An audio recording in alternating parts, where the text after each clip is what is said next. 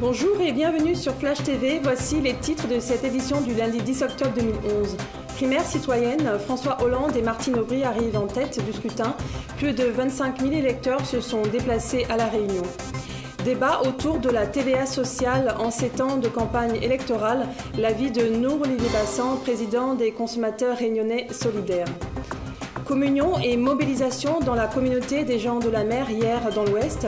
Reportage à Boucan-Canotte dans ce journal.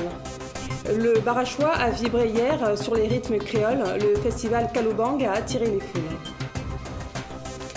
À La Réunion comme en métropole, François Hollande arrive en tête des primaires citoyennes. Dans notre département, le député de Corrèze recueille 44% des 25 000 voix exprimées contre 35,9% pour Martine Aubry. En net recul, Ségolène Royal ne recueille que 12,7% des suffrages. À La Réunion, 7% en métropole. C'est un vrai succès et une avancée démocratique selon Gilbert Annette, premier secrétaire local du PS. Il fallait s'acquitter d'1 euro symbolique et signer une charte des valeurs de gauche pour voter. Une nécessité selon André Padeau, référent départemental de la Haute Autorité des primaires, afin d'assumer pleinement ces valeurs. Et le second tour des primaires, c'est dimanche prochain. 10 milliards d'euros et 60 000 emplois à la clé, ce sont les effets attendus de la TVA sociale. Il s'agit d'augmenter d'1 point le taux de TVA sur certains produits, en dehors des biens de nécessité. L'avis de Nour-Olivier Bassan, le président des consommateurs réunionnais solidaires. Dieu merci, il ne s'agit que d'une proposition d'augmenter et de mettre en place une TVA sociale. Ce n'est pas encore appliqué. À La Réunion, c'est inenvisageable. Pourquoi? Parce que 300 000 foyers réunionnais, vous avez 52% de la population qui vit en dessous du seuil de pauvreté. Qu'est-ce qui fait marcher l'économie? C'est la croissance. Le moteur de la croissance, c'est la confiance. On ne va pas, une fois de plus, prendre dans la poche des plus démunis, de celles et ceux qui souffrent et de ceux qui n'ont pas d'argent. Donc globalement, ça ne me paraît pas une mesure applicable pour La Réunion et sans doute aussi pour les départements et régions d'outre-mer. Forte mobilisation hier à Saint-Gilles en hommage aux disparus en mer et aux sauveteurs lors de la traditionnelle messe des pêcheurs. À Boucan-Canotte, près de 250 personnes s'étaient réunies à l'initiative de Loris Gasbar, ami de Mathieu Schiller, victime d'une attaque mortelle de requin le 19 septembre dernier. Voici son témoignage. Moi je suis l'ami de Mathieu, avant d'être surfeur et avant de quoi que ce soit, je suis juste l'ami de Mathieu qui est décédé il y a 3 semaines.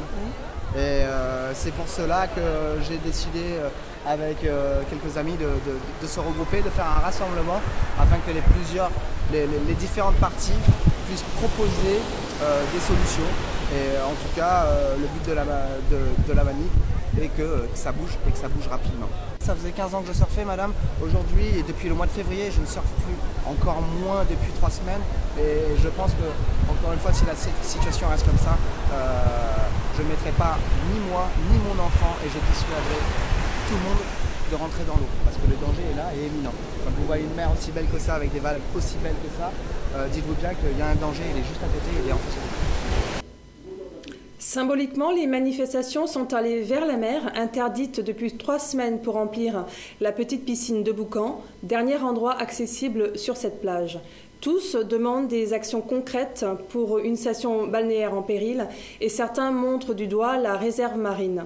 Depuis sa création en 2007, la nette diminution de la circulation dans la zone favoriserait l'approche des grands prédateurs. De vraies mesures de protection sont donc attendues. Ambiance chaleureuse et festive hier au Barachois pour la 2e édition du festival Kaloubang. Plusieurs centaines de personnes s'étaient réunies pour vivre au son de la fiesta créole.